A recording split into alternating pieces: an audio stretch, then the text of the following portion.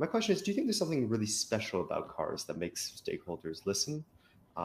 Or is it just really that perfect geopolitical storm coinciding with poor 2024 commercial results? Look, some people say that automakers in Europe is same as the oil industry in the US. For us in Europe, it's simply the most powerful industrial sector that we have. If you look at Europe's GDP, and in some countries it's even higher, but cars or the car industry is the single largest contributor. I think it's somewhere between 7 or 8% of GDP. So it's simply a really powerful sector in Europe.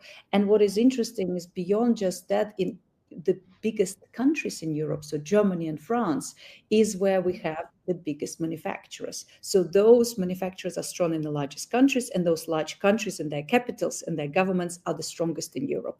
So that is really the first answer to you. But I don't think it is the only answer, because what is interesting, if I ask anyone, you do because you're experts. But if I ask anyone on the street, no one knows what's happening in the trucking policy or the maritime policy, but everyone knows about cars because cars are in people's life. It's something is very tangible. We care, we buy them, we know them.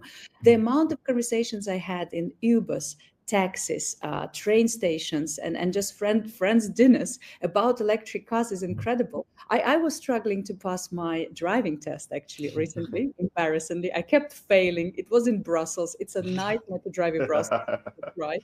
And then on the third time I went, and my examinator was sitting there, and he started chatting to my instructor about how he wants to buy an electric car, and he's thinking which one. So obviously it's something I know about. So I got involved. I gave him some advice, and his respect grew, and I passed the test.